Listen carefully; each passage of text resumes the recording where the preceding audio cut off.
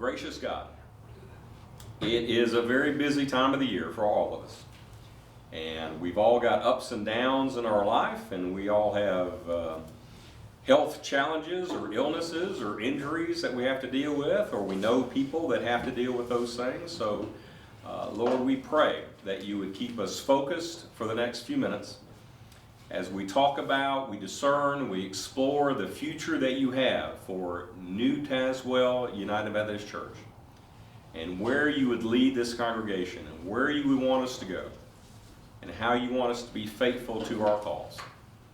So Lord, guide our discussion, open our minds, open our hearts, and let us hear your wisdom. We ask in Jesus' name. Amen. Amen. Amen. So this is session number 3 of many. I haven't numbered them. Next session we will talk about some of the financial implications.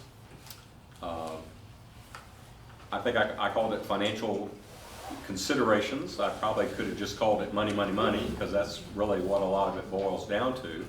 And I have gotten a lot of questions about the financial considerations, financial implications of that. But we have talked about for the last year and a half, we have been talking about kind of this looming, pending split in the United Methodist Church, and the confusion that postponing the General Conference is called, so that we've not had any official legislation on how to proceed for that, and how they left this little exit window that has a time limit that expires, and so that's why we're doing this now, to explore, to discern whether or not this local church, whether or not New Tazewell United Methodist Church, do we stay in the United Methodist Church, or do we leave the United Methodist Church? Now, this congregation has not always been a part of the United Methodist Church, because when this congregation was formed, there was no such thing as the United Methodist Church. When it was formed, it was part of the Methodist Episcopal Church, and that later turned into the United Methodist Church, and now it's kind of turning into something else as well. So, we go through this process. We're gonna take our time with this. If we decide we're gonna take a vote on this, we'll do it sometime in February. And we're within the guidelines, the timelines of what we need to do, all that stuff. We still have plenty of time to talk about this, think about this. But very, very important consideration. If we leave the United Methodist Church, where do we go? Gotta go somewhere. You know? It's like last call. You don't have to go home, but you can't stay here. So where do we go?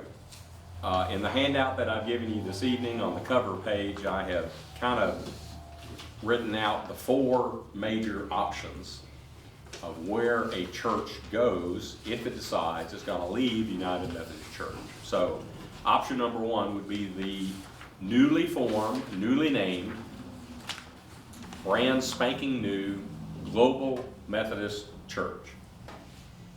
And we're going to talk about it a little bit more at length here in a few minutes. But you know, a church that kind of goes back to a little bit more traditional understanding of the Wesleyan Methodist way of life, kind of going back to our roots, if you want to call it that, a little bit more conservative in nature, with some interesting structural differences between the current United Methodist Church, and we'll go into some of those details here in just a moment. But the Global Methodist Church is just one of many expressions of Methodism that exist in the world. There have been a number, not really a significant number, but there have been a number of churches that have said, you know, we're going to leave the United Methodist Church, we're going to go to the Free Methodist Church. And maybe you've heard of the Free Methodist Church, maybe you haven't. The Free Methodist Church is actually fairly large. I believe they have about 1 million members worldwide.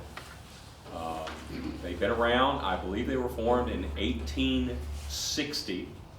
They have been around for quite some time. They're not a large denomination, but they are kind of I hate labels, but, if I had to put a label on it, very conservative, a little bit old school, very, very traditional in their understanding of Wesleyan theology and that sort of thing. And for some churches, as they explore their options, they look at a church that's been around for 120, 150, almost 150 years, 130, 40 years. You say, well, gee, we'll just be part of that. They've been around for a long time. They've had plenty of time to work out their system. They've got a bureaucracy. They've got a system. They're not as heavy on the top bureaucratic wise as the United Methodist Church. Certainly an option to explore, and we can probably talk about that some more if you like. Google and Wikipedia and those kinds of things are kind of interesting tools. Just Google Free Methodist Church. Read the Wikipedia article and then go to their website. They have a very nice website, Free Methodist Church. Statement of beliefs. Here's what we do worldwide. Here's what we do on a local basis. Here's our examples of a lot of our churches.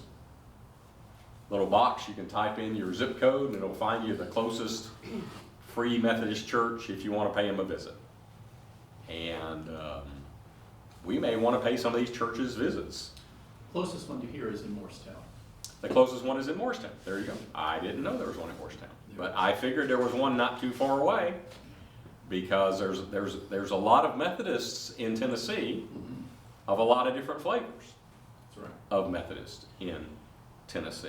So, I mean, where's that church at? Morristown?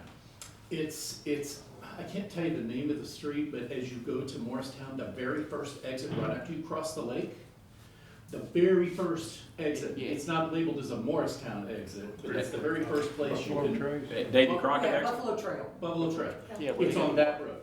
As you go into town, it's on the left. Yeah. Interesting. It's not the Yalla Church. The Yalla Church is the No, United that's- Methodist Church. Is that right? No, it's on the left. I don't know what, Okay. I don't know. I driven by it. Don't sit up on a hill like, No, it's kind of set back from the road. I know a fair amount about it because we have a family member who is a Free Methodist pastor. It's primarily concentrated in the southeast and midwestern United States, but there are congregations elsewhere. The family member we have actually is in Northern California. But they've got close to 1,000 congregations in the United States, and they've got about 25 conferences. You're exactly right, they are very lean from the standpoint of bureaucracy. There are only 3 bishops in the United States. There are other bishops outside the United States, Right. but they're a fairly lean machine from a bureaucratic standpoint, that's for sure. I don't know too much about their internal finances. I've not really investigated that very much, but certainly would be something worth talking about and thinking about. I have spoken Exploring. to a representative who's assigned to Tennessee churches that are in a discerning mode, and I've talked with him, and he is willing and able to meet with our congregation via Zoom. He lives in southwestern Kentucky, close to the Tennessee border, but he's very willing to be on a Zoom meeting with us. And he Okay. suggested some resources that might be helpful before he comes, so that people can, ask more direct. discerning I think the questions. more things we look at, the better. Right. And I think that would be outstanding. So that's the Free Methodist Church. Number 3 on our list here, I do the European way. Number 3 on our list here is other denominations. There are other people that are joining other denominations besides Methodist denominations. You can read a story or two where people are talking about joining the Evangelical Lutheran Church, which is kind of a smaller denomination, and maybe they live in a town and they know them really well, and it just depends. But that, if you guys decide we want to become Episcopalians, we can become. We can talk with them. They'd probably love to have us. Most denominations are happy to welcome in a new congregation if what you want and what you believe and what you practice and how you worship is very congruent with what they do. They're probably happy to have you, and why would they not? And then the last option would be just to be independent, to be freestanding. And there are some very large United Methodist congregations, like, the multi-thousand member congregations, particularly some in Texas, that have decided, well, we're not going to join the Global Methodist Church. We don't want anybody else's bureaucracy over us. We're just going to be independent. We're going to be freestanding. Of course, now several of these large churches have kind of announced that, and now they've kind of announced, well, gee, we may just kind of form a loose association among ourselves, kind of a non-binding association. A non-conference conference, exactly. So we'll just see how that all works out. Statistically, if you just look at the numbers, the vast majority of churches that have either left, disaffiliated, or are deep into the process of leaving the United Methodist Church have announced or in the process of joining the Global Methodist Church. It is by far the most common option for all of these churches. So since it is the most common option, I thought it would be smart to talk about the Global Methodist Church a little bit. So the remainder of your handout is some information specifically about the Global Methodist Church. Pastor, before you get into that. Sure. I assume that we do the vote first to separate. Yes. Who makes the decision about which direction? Do we take another vote on this, or is it administrative council? I would think that would be such a large question that you would want the whole congregation to have their input on this. We do a vote. I would assume we could do a vote on that, and it could be sooner or later or whenever we want to do it. I mean, your transitional plan for churches that go to join them, I have read all 103 pages of that transitional plan, and all within the last 12 hours, I'll tell you. So I'm pretty well informed on this. He's off work, he has too much. They say that they require, as part of the discernment process of a congregation, that there be a congregational vote. And they said at the very least, it has to be a majority vote of a congregational meeting, a majority of those present who are all professing members.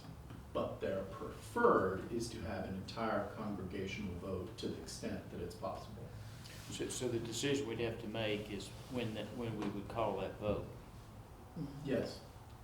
Well, we first have to decide. Well, yeah, we do the To go February. that way, and then. Is there a time limit, I guess is the question. Is there a time limit we have to take this vote? No. There is on disaffiliation. Yeah, because if we leave, is there a time limit we have to decide which one we join? No, there's not. Okay.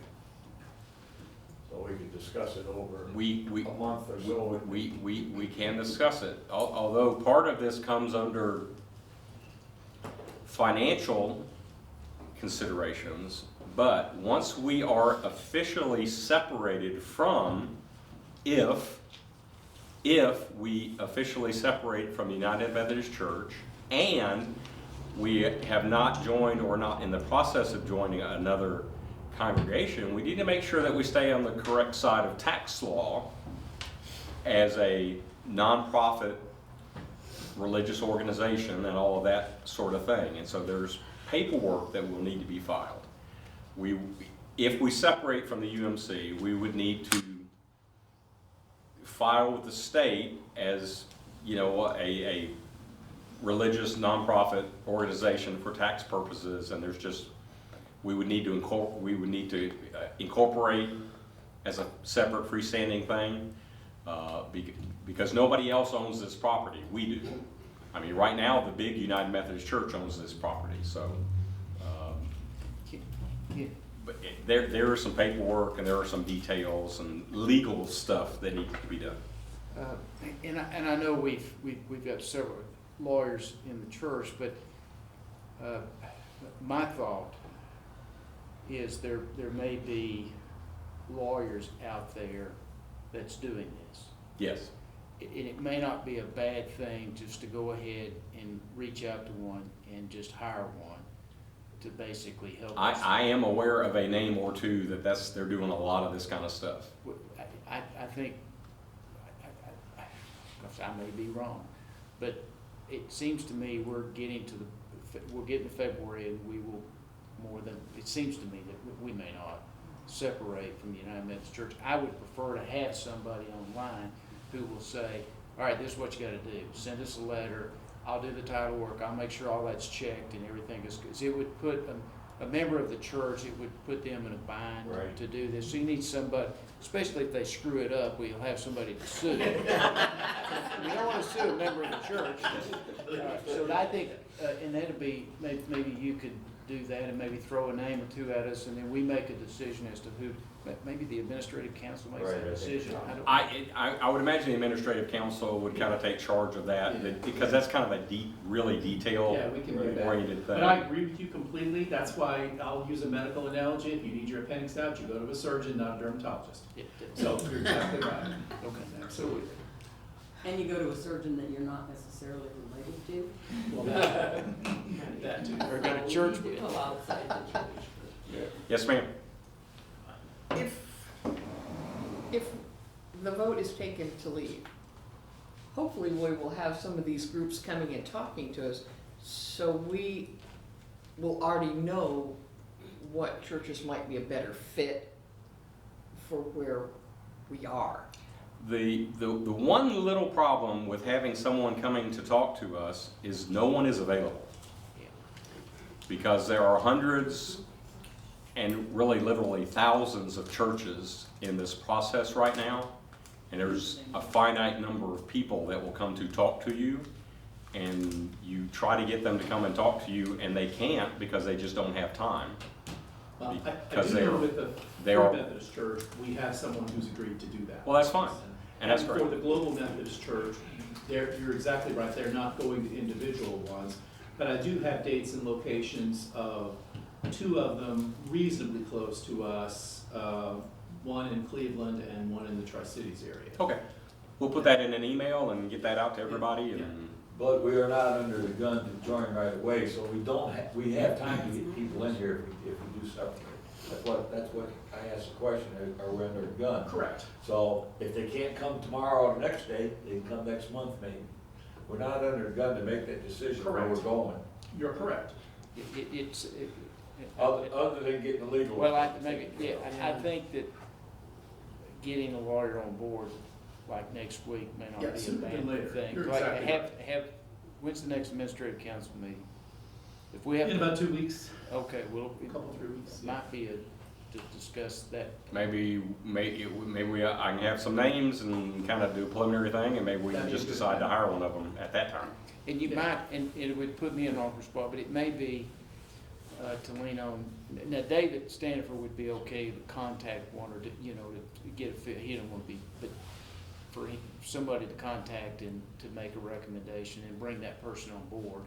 And that person, the tax issue becomes a big deal, and if they know what, I think that's the under the gun business. Right, I really agree with that. Right. We've got a good relationship with the CPA that's keeping us out of trouble with IRS Oh, already. that's a good point too, yes, we need to. She's already familiar. Yes, yeah.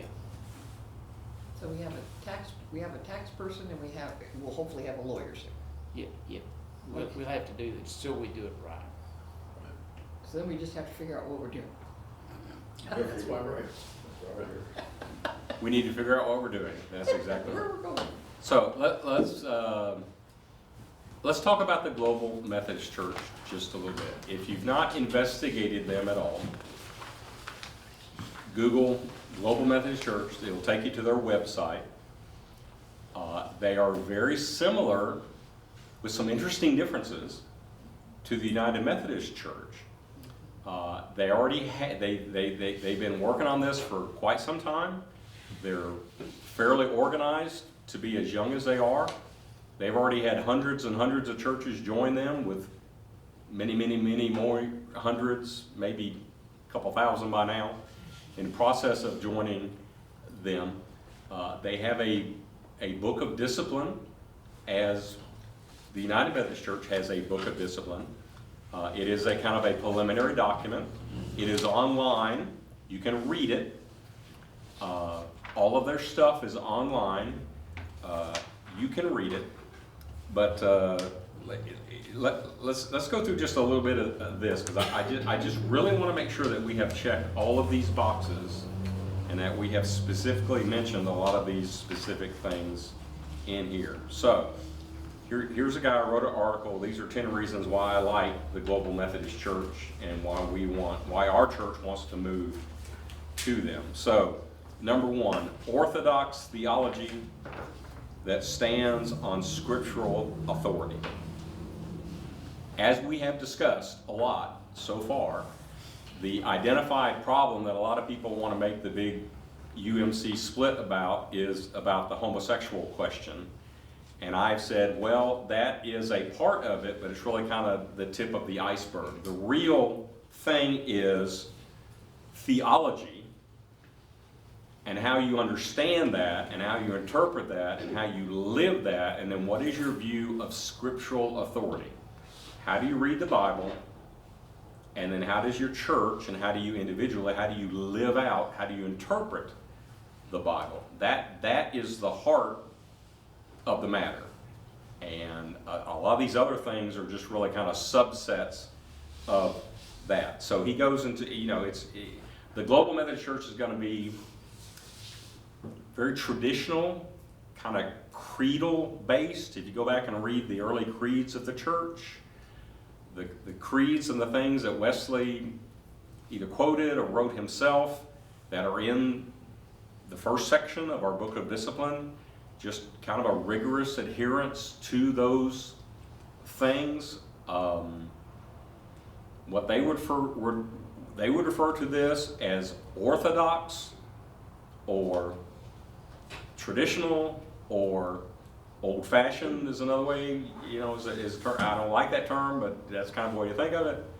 Just very orthodox, traditional theology will be the cornerstone of the Global Methodist Church. Item number 2, it will be a leaner and a simpler church with a lot less bureaucracy,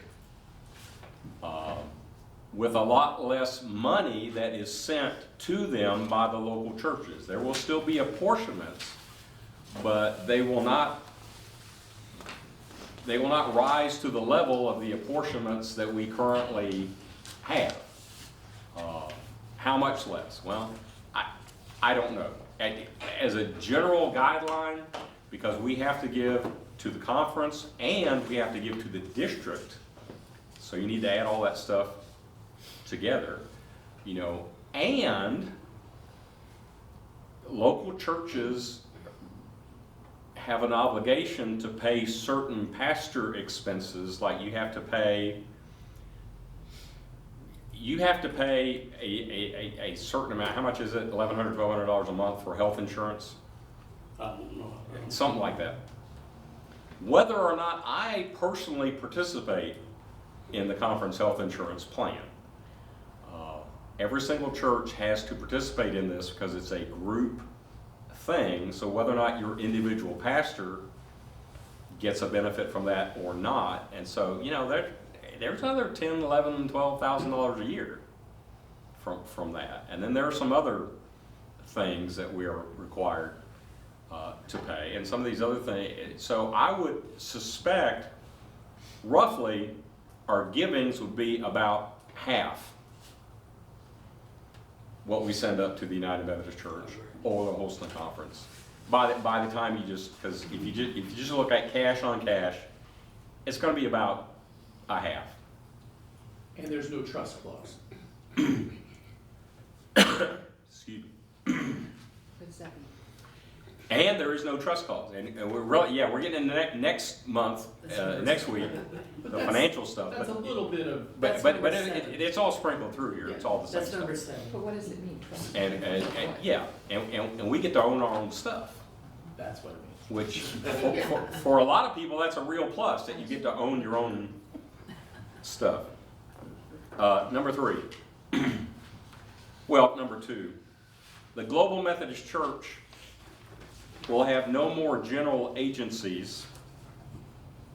I believe we have 11. They all have multi-million-dollar annual budgets. The big Methodist Church spends approximately $100 million a year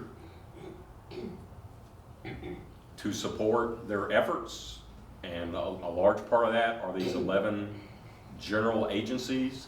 Global Methodist Church, not going to have these general agencies kind of in that form. We're not going to have a general agency on church and society that has a giant office building in Washington, D.C.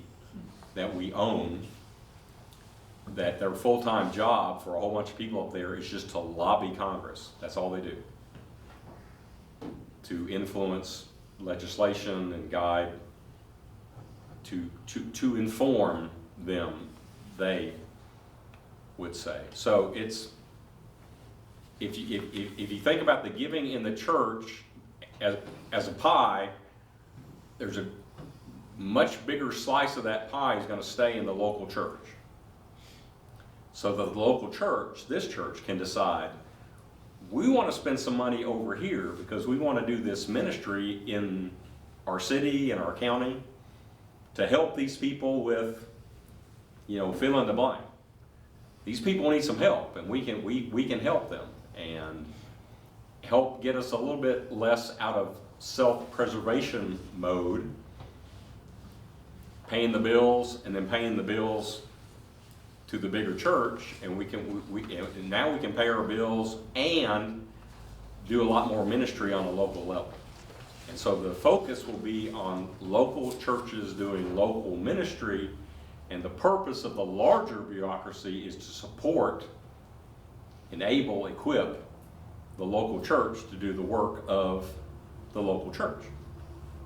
Instead of saying, well, we wrote a big check and we let those people in Nashville or Washington or New York or wherever they are, we let them do our ministry for us. Number 3, an emphasis on local church as the front line of ministry. I think I already mentioned that enough. Number 4, a simpler, fairer, should that be more fair? Is that grammatically correct? Fairer, more fair. It's easier to say out loud. A simpler, more fair ordination system. As some of us in this room know, the ordination system in the United Methodist Church is unnecessarily complex and is a multi-year process. It takes a lot of time, it takes a lot of trouble. We do have an option for what's called a licensed local pastor, but until fairly recently, you could be a licensed local pastor for 30 years. You could build up your church because you've done a great job to where you have hundreds or even 1,000 members every Sunday. And there was no path to ordination in the United Methodist Church. That has changed fairly recently, but the Global Methodist Church is just going to make it easier. You feel like you're called by God to serve in ordained ministry, they're just going to make that process not super easy, but much more easier than it has been in the past. Back when I went through, it was not unusual for that process to take 6 to 8 years to go through the whole process of, I think I want to be a pastor, to being ordained by a bishop. That sometimes took people 6 or 8 years or even longer. That seems to be unnecessary. It seems unnecessarily complex to me. Number 5, create greater accountability for bishops, clergy, and churches. One of the problems internally in the United Methodist Church right now is that you've got a certain group of United Methodist churches that really disagree with our voted on standards on human sexuality and same-sex weddings and all that sort of thing. And they said, well, it's a you know, and they've said, well, it's a civil rights issue, it's not right. We can't discriminate against these people. And I know the Book of Discipline says we can't do this and this and this and this, but we're just going to do it anyway. And then there's a large group of people that say, well, I mean, we've met and we voted and we argued and this is what we decided together. And you can't just decide I'm going to follow some rules and not follow other rules. There are bishops that ignore this. There are churches that ignore this. There are clergy people, some clergy people that ignore this. And depending on what part of the country that you're in and how liberal or conservative your bishop or your conference or your part of the country, there may or may not be any repercussions to any of this, although according to our Book of Discipline, there should be repercussions to all of this. The Global Methodist Church will have consequences. If there will be rules, clergy people and churches and bishops will be required to follow the rules that we all agree to, and if you decide, well, as a matter of conscience, I'm not going to follow these particular set of rules, there will be consequences. Up to and including, well, if your church is going to do this, you'd probably be happier being part of another denomination, not being part of the Global Methodist Church. Or if a bishop does it, say, you know what, you can't be a bishop here anymore. There will be some accountability affiliated with that. And speaking of bishops, bishops in the Global Methodist Church will not be made bishops for life. In the Methodist Church, in the United Methodist Church, if you are elected bishop, you are a bishop for life.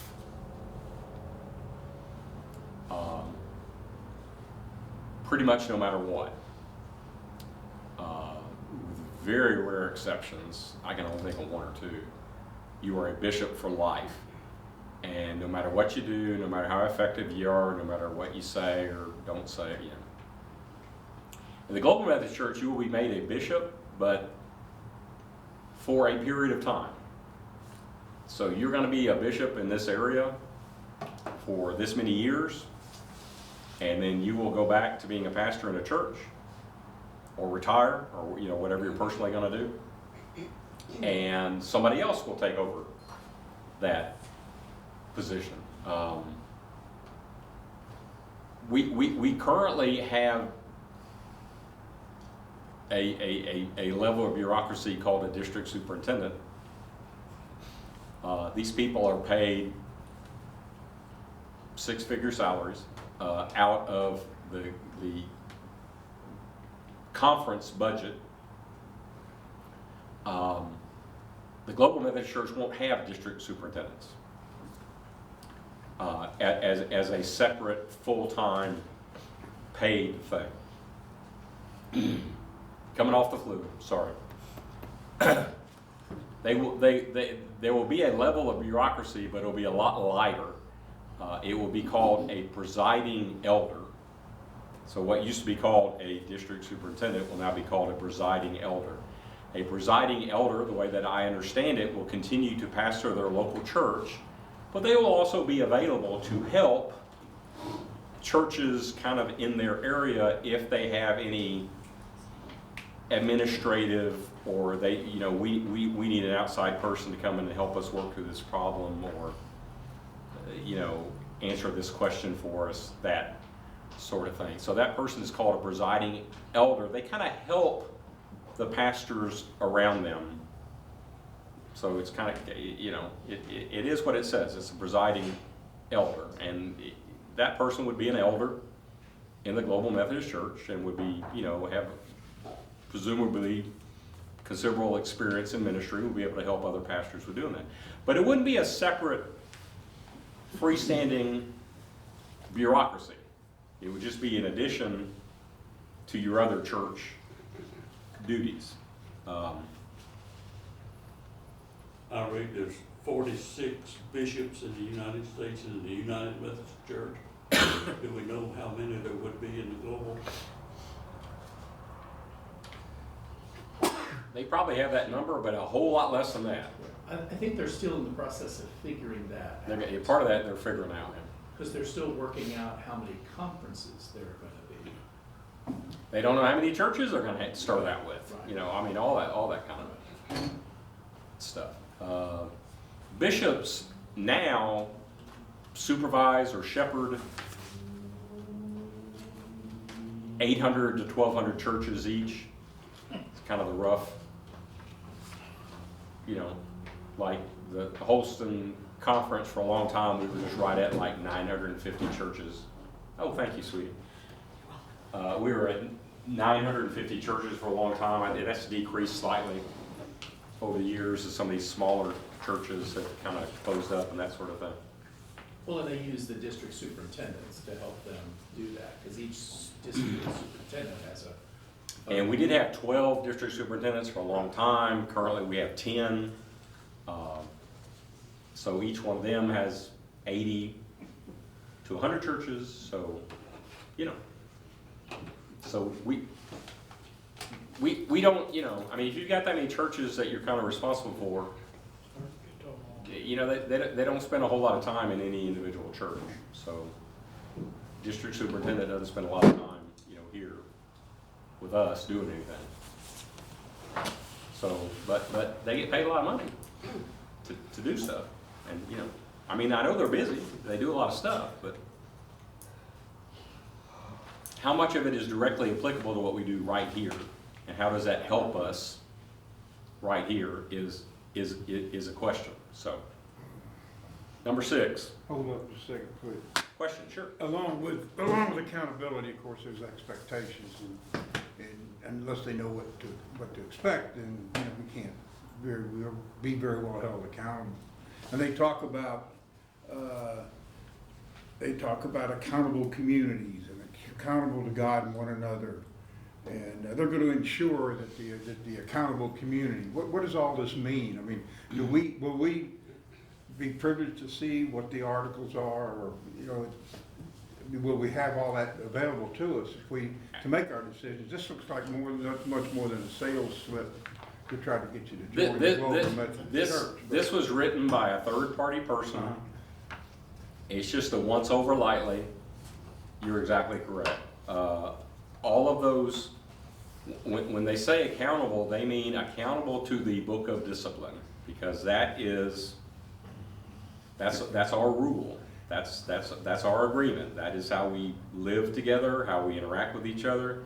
These are the things that church is supposed to do. This is the thing that pastor's supposed to do. This is the thing that church is supposed to do. You know, the bishop's supposed to do. All that stuff is written out and is transparent and is understood. It's in their website, apparently. And it's all on their website. And of course, you know, their book of discipline is like our book of discipline. It's a big thing, and we can't really kind of go over that whole thing in an hour. I don't know, I just question how they can, you know, how this Global Methodist Church can ensure that accountability. Well, the accountability is, you know, we've got these rules. The short version is we've got these rules. If you break the rules, we may ask you to leave. So We can't ask the mayor to leave. can't beg pardon? We can't ask the mayor to leave if we don't know if we don't like what he's doing in our community, you know, I mean. Well, you can, that's the time to come out and vote, but that's, you gotta put up with it until then. Well, Or what about our judges? Can we ask them to leave? Oh, sure. I have to be in. Well, I mean, there is a recall mechanism, there is a Yes. way to do that, but, I If mean, they really don't and truly, follow there's a the way to do rules. that, so. Yeah. Are we open for questions now? Yeah, let's go here and then here. Go to. We'll go here first. What's the current method of accountability with the United Methodist Church with the, if you have bishops that have, let's just say 80 churches or 100 churches or 800 churches or whatever, what is the current accountability of this church to the United Methodist Church and vice versa? Is there reports sent in by the church on a yearly basis of the blessings and the non-blessings, what's happening at the church? Is that done now? Yes. Absolutely. Well, We- not all congregations do that. Uh, I'm speaking outside the Methodists, they don't all do that. Yeah, you're right. So, when it comes to accountability, if you've got a bishop responsible for 400 churches, he can't get to every one. Right. So there's gotta be a reliable accountability of what's going on here, responded back to them for information. And vice versa, if you have, I'm gonna use an issue, I have no idea. If you have an issue with a elder or with a pastor and a person doesn't like it, you still have that ability to go above that person's head. Your Let's- representatives do, don't they? Then it must be then investigated. Don't You can't just go say, hey, he did this, and they come out and say, slap your hand, slap your face, and you're gone. Yeah, But- let me try to answer your question fully. So, number one, yes, we file annual reports, a lot of annual reports on the activities of our church, our financial activities, members in, members out, births, deaths, baptism, I mean, all that stuff is reported to the larger church. So there's a very high degree of data that is transmitted to the large church about what's going on here. Your second question is specifically about a pastor who does something they are not supposed to do. What are the consequences of that? In the Book of Discipline, there is a list of what is called a chargeable offense. Okay? So as a pastor, there's a list of things that are chargeable offenses. If I do one of those things, any member can make a complaint, essentially write a letter, send it to my district superintendent, send it to the bishop. The bishop and the district superintendent, there is a very methodical procedure of how those things are investigated, how those things are resolved. If there's not agreement between all the parties on, this is what happened and this is what we're going to do, there's actually a thing called a church trial where the pastor goes before an administrative board and they are represented by a very experienced pastor or an attorney if they desire. And it's kind of as you would think a trial would be. There is evidence, there are witnesses, and then they will render a decision. The decision might be you need some remedial action. You need to take a year or two off from ministry and do this and this and this.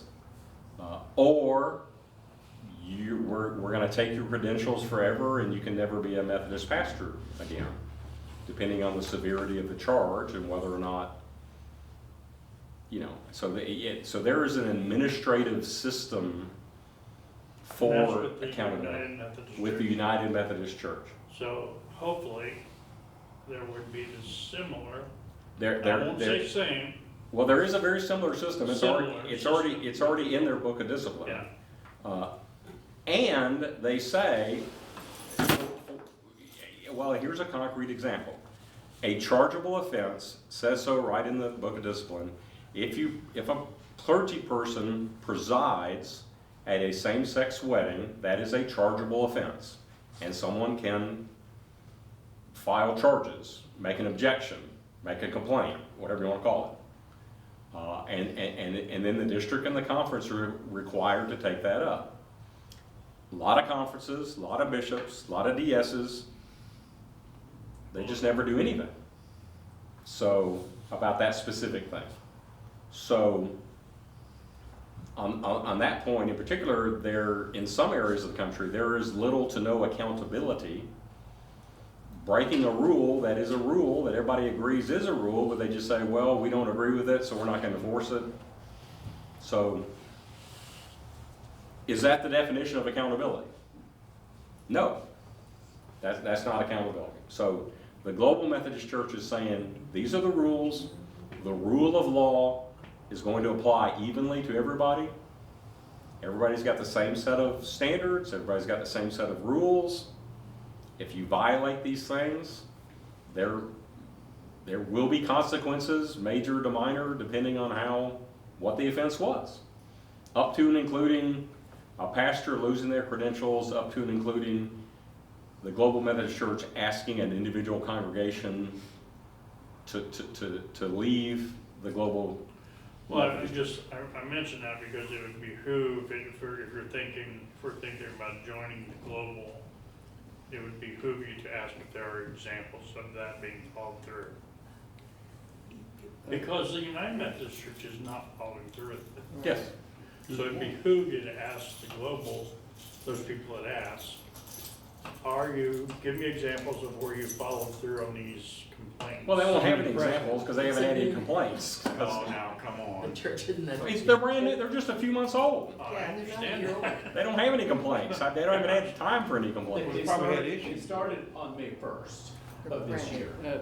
So, It- but, so there certainly won't be as many examples for sure. we should all realize that accountability is a moving target. Yeah. Yes.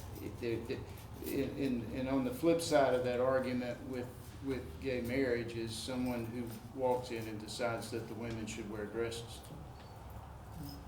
And you will not work on Sunday, period. If you do get caught working on Sunday, you're in a world of trouble. So Yep. there's and accountability it's like politics. We swing that way real far, and we swing way.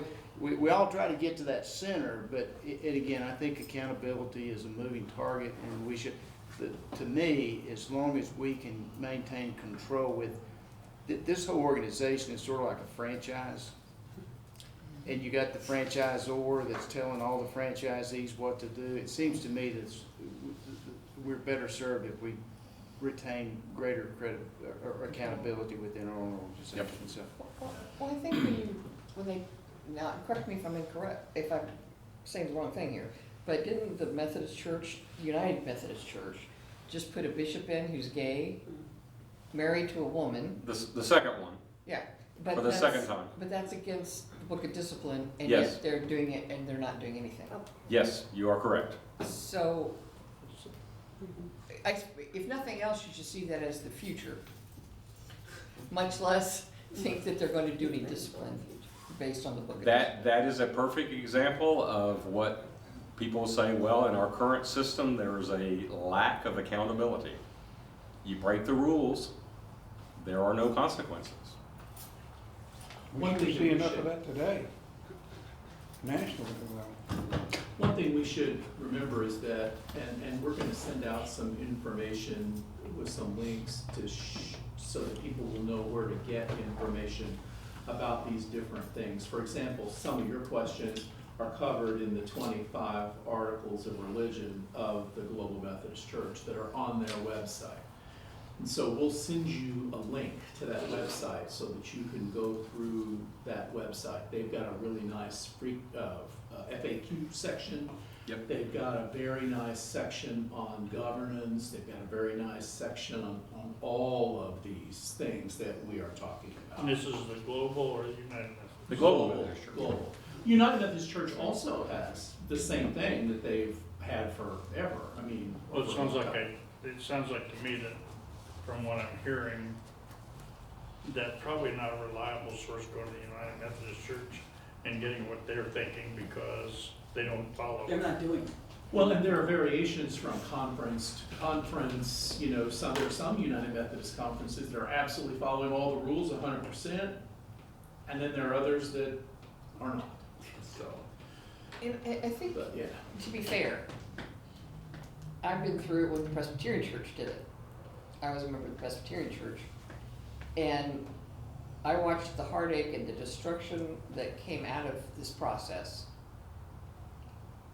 And I saw where it went from being fairly conservative church to extremely liberal, and the point that my 88-year-old mother, who has been an elder and between my mom and dad, one of them was on the elder committee the whole time for like 40, 50 years. And she can't go to church anymore because it's so woke. It has gone so liberal. And they've reunited with the Northern Church, which has taken all their finances because they reconnected. They have changed all their policies, and it has become so woke. At 88 years old, she can't go to our own church and feel comfortable anymore. So I'm probably sensitive maybe to this and what I foresee coming based on experience. I would imagine that the United, I do want to kind of keep us on track a little bit. I would really expect the United Methodist Church to have a fundamental liberal shift once a lot of these more traditional people leave, I think because that's a goal. that's just the deal. Number 6, less expensive church equals more money for local ministry. We've already kind of talked about that quite a bit. Number 7, there is no trust clause in the global Methodist Church. I'm not a member of this church because I'm a member of the conference. But you, as members of this church, you don't own this building. You don't own the checking accounts. You don't own the CDs. You don't own that chair. You don't own anything. The larger United Methodist Church owns it. Okay, it's called the trust clause. We just take care of it in trust for the larger United Methodist Church. If this congregation met next week and said, we're dissolving our congregation, we're all going to go home, none of us want to go there anymore, come and take the stuff. That's exactly what they do. They'd come and they'd take it and they'd sell it and they'd take the money and it'd be theirs. Because we don't get to sell it and keep it. It's not ours, okay? That is what that trust clause means. The Global Methodist Church has no trust clause. Local churches own their building, their land, their bank accounts, their assets. They belong to the local church. Very important. Number 8, greater autonomy for local churches. Local churches will have a much greater input as to who their pastor is going to be. The staff parish committee does have some input in this process now, but really and truly it's kind of limited. It is advisory in nature. Ultimately, local church, your pastor is whoever the bishop says it's going to be. And you may say no, and they'll just say sorry. That's who it's going to be. The Global Methodist Church, local churches will have greater authority to decide their leadership and the direction they want to take in a lot of different things. And local church just doesn't have to do what the conference tells them to do. They have a lot more local autonomy. More freedom, less duplication. Number 9, that is, I think we've already talked about that quite a bit, about in the corporate world they call that a flatter organization, not as much bureaucracy, not as many people to pay salaries to, not as many departments that you got to pay rent for, all that kind of stuff. The work of the local church is done at the local church level, and then the new church, the Global Methodist Church, is global in nature. It is going to be worldwide. It is all over the place. Europe, Asia, Europe already. North America. It really and truly is going to be a global Methodist church. Some conferences have already had these votes to allow certain people to disaffiliate. The North Carolina Conference, about a third of their churches are leaving. There's some interesting patterns emerging in Texas. The West Texas Conference, I believe 75% of their churches are leaving. Texas as a whole, about half of their churches are leaving the United Methodist Church. Of course, you go out kind of toward California, you know, more liberal politically, more liberal kind of culturally, socially, less and less and less and less. Southeast a lot, Texas a whole lot, the Midwest, a whole lot of churches are leaving. Georgia. We are still very, very, very early in the process. No, we have heard that there's a couple churches here in Middlesboro. One has decided to stay, the other two, I think, have left. Heritage decided to stay, I mean, No, to have to Heritage leave. left, yeah. Heritage decided to leave. They've already voted. I'm sorry, which church? Heritage Methodist, Have they already had their vote? Yep. apparently so.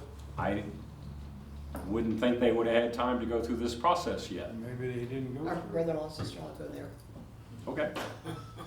So. They may have voted anyway. Yeah, I think they voted. It's an insurrection. I just, you know, I mean, personally, I think it's a huge decision, and I just want to be very deliberate about it. And I want to make sure everybody understands and everybody voices their opinion and everybody waits to make up their mind until we get a really full understanding of what the deal is. All right, my concern, my question, I don't know, and there's probably no answer for it right now. We leave this this big church, United Methodist organization, and we join this supposedly smaller, simpler, global thing. As they get bigger, as any organization does, they get more money, more power. What's not to say, down the road, we're in the same boat we are now? Well, you know, United Methodist Church is, well, the Methodist Church, you know, the precursors to United Methodist Church, been around a couple hundred years. They've had a couple hundred years to develop this bureaucracy. That is probably a question for way. We won't be here to answer that one? Frankly, it won't be our problem. The other option is to be independent. What would happen, I would suspect, akin to what United Methodist, someone made a decision that it's better to centralize everything and it needed to be treated like a franchise to control. And the argument probably was, so if we can have this trust clause and suck all these assets up into one, then we can control the message. Probably at the time, people thought, well, maybe that's a good way to go. Everyone, it's sort of like getting a McDonald's hamburger in California. It's the same out there as it is here in Tasman. The important to me is the fact we own the assets. Oh, I agree. Now, they may come a day that where somebody walks in the door and says, we have reinvented the wheel. We'd like to have your property. We won't be here, I don't think. But at that time, they could say, no, you're not getting it. That's true. Yeah, you got more accountability locally. The thing I think we need to remember is that the trust clause started with John Wesley. But the reason he started it was very different for how it is now. And if you look on the page 4 of the handout that Lawrence gave us, he said that John Wesley's intent was to ensure that Methodist church buildings were used only for Methodist church activities and appropriate activities. And you could make the argument that while that may be the case in the most literal sense now, it's been interpreted and evolved over more than 200 years to be what it is, you know, today. Another example of what we're talking about. Just so we know, there are gonna, I mentioned earlier, and we'll send it out, but I wanna let everybody who's here know, there's a meeting on, about the Global Methodist Church that people can go to if they choose to. The two closest ones to us are going to be on Saturday, the 7th of January at 2 p.m. at the Holston View Methodist Church.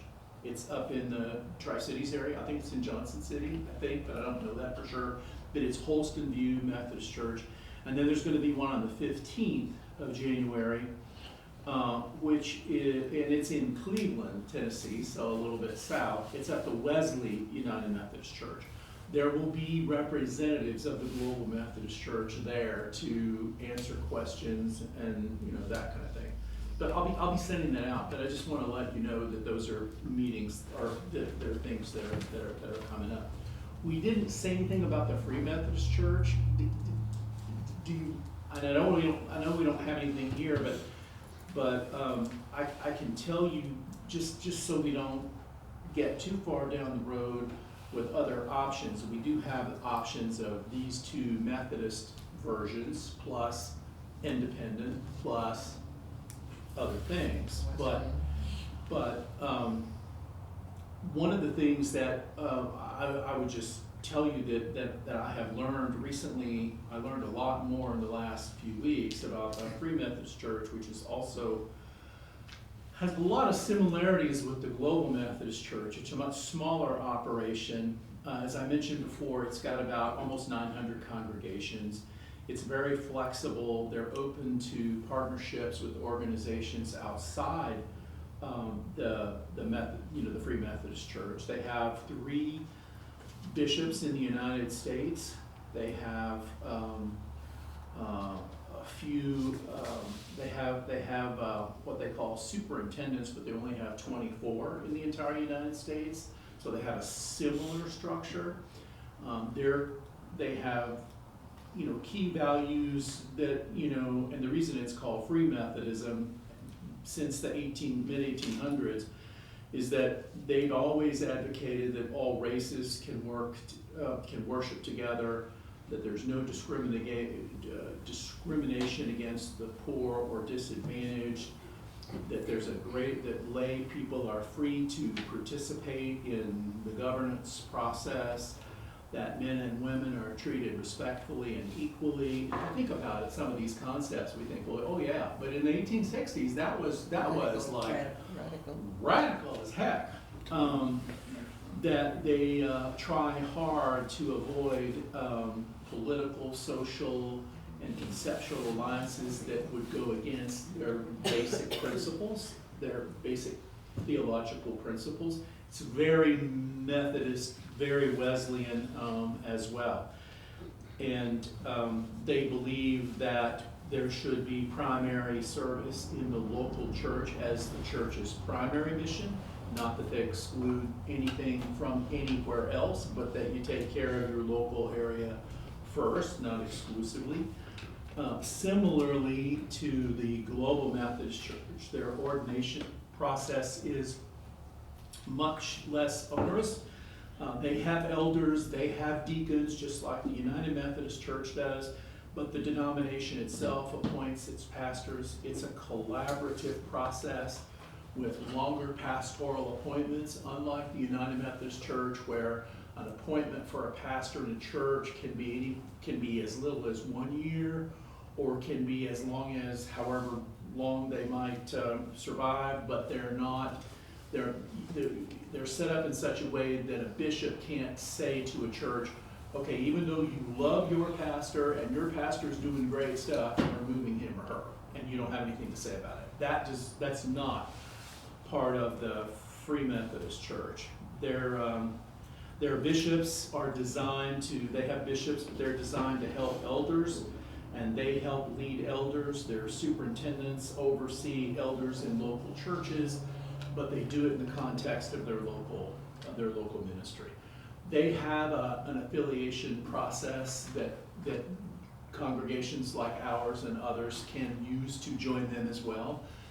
It's on their website. It's very clear. You enter as an affiliate congregation. They want to make sure that everybody understands, what the Free Methodist doctrine is and how they're organized and what their mission is, just like the Global Methodist Church does.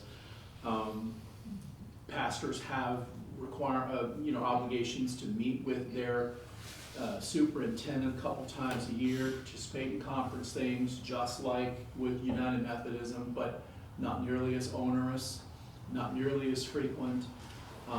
There is an option for a trust clause, but there's no requirement for that. The congregation can vote for that if they choose to, but they don't have to.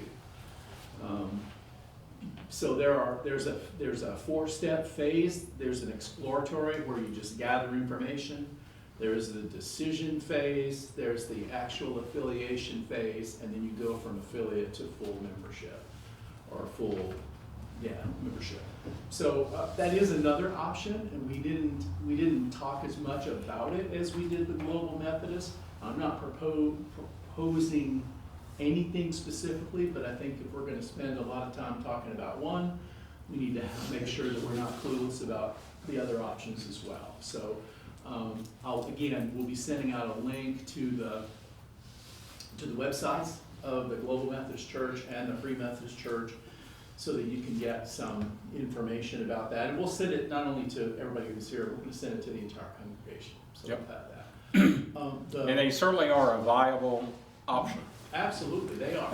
And again, as I said, the reason I spent more time talking about the Global Methodist Church tonight is because that is the most common option that churches are taking.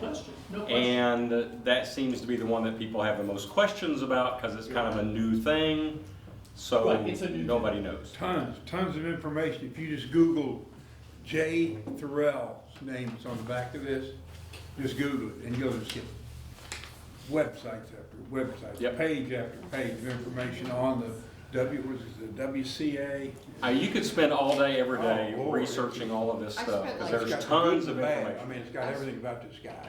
I had like 8 hours of just looking at the United Methodist Church, comparing that to the Wesleyan, to the Free Church, the United Methodist Church, just to see if I could find, and there's a lot of really, really good, interesting reading. And what your question made me think about as part of my reading was that the Methodist Church, like 150 years or 200 years, has changed constantly. I mean, every 40, 50 years, something new has come along. So I imagine something new will come after this too. I think anytime you have people in the same place talking about God and what they believe, you're going to have separations. Yep. We do have a Free Methodist representative who has agreed to meet with us. So we can arrange that. So Good. that's another option we have. So. There is, I know because to me, getting the property back, because it allows us a certain degree of, however, I will say, and I agree with Dog's problem, with what Wesley said about the trust. There is a reason for this trust agreement. And I think, I'm sitting here thinking of the Jews back when they wanted a king. And as long as Solomon was in charge, everyone's happy, but it doesn't always turn out that way. Right. And so there's a rhyme or reason for all this stuff, and it's a moving target. The whole thing's a moving target, and we have to be flexible, but I think that it seems to me we're moving in that direction. The concern would be that we don't want to be adrift. We don't want to get sort of like that excitement, and you get there and you separate, and then everybody looks around at each other and they go, okay, what are we doing now? Who's in charge? Yeah, no, who's in charge? Who do we call? What if we have a problem? And we need that other property. And so, Our that second kind of property. deal, so that's a concern, is to avoid that period of time when everyone's looking around, and then they're going, what in the world have we done? If you jump out of the boat, it's a really good idea to know which boat you're gonna swim to and climb in. I agree. And I think and I agree with that, and I think that, the idea that we'll just sort of run up and we'll just take time, the longer that period takes, the more we drift, and the more concerning that becomes. And we may pick the wrong one. I don't know, but that's okay, we'll figure it out. That's why we're trying to be You can very always fix it. focused. We'll on adjust exactly fire as we Keep move us on forward. track. Yeah. We'll figure it out. Next meeting, we're gonna go to our Sunday afternoon meetings. This time of year, it gets cold at night. If it's wet, there's ice, all that kind of stuff. We'll do it on Sunday afternoon, January 7th. Talk about financial considerations. Subtitled, Money, Money, Money. Because that's what a lot of it. And what time is it?